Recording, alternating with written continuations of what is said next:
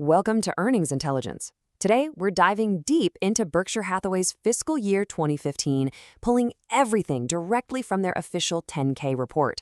Now, this was a year with some jitters in the economy, so we're going to explore how a true giant like Berkshire doesn't just navigate that kind of uncertainty, but actually uses it to set up its next big play.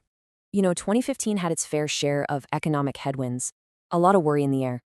So, for a company the size of Berkshire, the real question isn't just how do you survive, it's how do you weather that storm and then use your financial power to make these huge, decisive moves.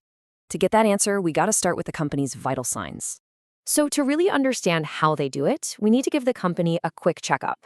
We're going to look at 3 key metrics, and for each one, we'll use a really simple framework. First, the raw statement from the report, then a quick translation of what that number actually means, and finally, an analogy to make it all click.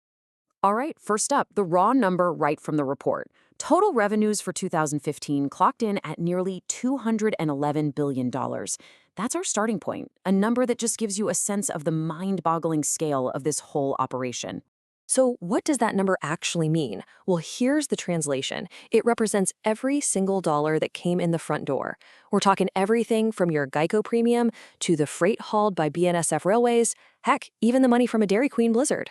It's the total top-line sales across the entire empire before a single cost is taken out. And here's an analogy to make that stick. Imagine all that revenue is a massive rainstorm that covers a giant farm. It shows you there's incredible potential there, but it doesn't tell you how much of that water was actually captured by the crops. For that, well, we need our next metric. Okay, next statement, net earnings, $24.1 billion. Right away, you notice that's a much smaller number than the revenue, but in a lot of ways, it's actually way more important. So the translation for this one, this is the bottom line. This is the real profit. It's what's left over after paying for absolutely everything. Every single salary, every power bill, every tax payment. This is the company's true scorecard for how profitable it was for the year. So let's stick with our farm analogy for a second. If that huge revenue number was the rainstorm, then the net earnings, that's the water that's been safely collected in the reservoir. It's the resource you can actually use, the water the farm can deploy to plant new fields and get bigger.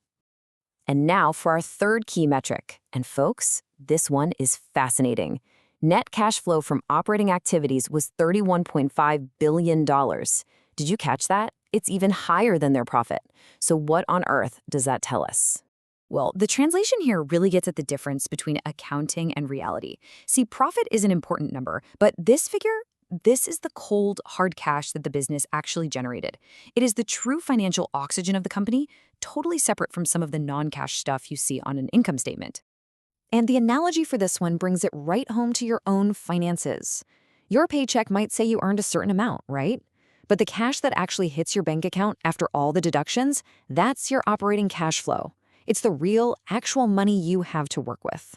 Okay, so now we can see just how financially healthy this company is.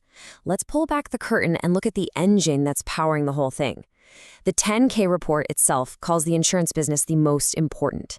And the secret sauce to its power is this concept called the float. And I mean, just look at this trend. In just 5 years, this float grew from $66 billion to $88 billion. This isn't just simple growth, people. This is a massive expansion of what is probably Berkshire's single greatest financial advantage. Let that number sink in for a second. $88 billion. By the end of 2015, Berkshire Hathaway was holding $88 billion of other people's money. But how? And what makes that so incredibly powerful? Here's the definition. The float is all the money that insurance companies collect from us in premiums that they haven't yet had to pay out in claims. It's this giant temporary pool of cash that doesn't really belong to them, but that they get to hold on to and, this is the crucial part, invest for themselves. Think of it this way. It is literally like being given an $88 billion loan from all of your customers. And here's the best part. You pay 0 interest. In fact, because Berkshire's insurance businesses are so consistently profitable, they're effectively getting paid to hold and invest this money. It is an absolutely incredible financial engine. So what do you do with that kind of financial firepower? Well, you don't just sit on it, you put it to work. And that brings us to how all this financial strength actually fueled Berkshire's biggest strategic moves of 2015.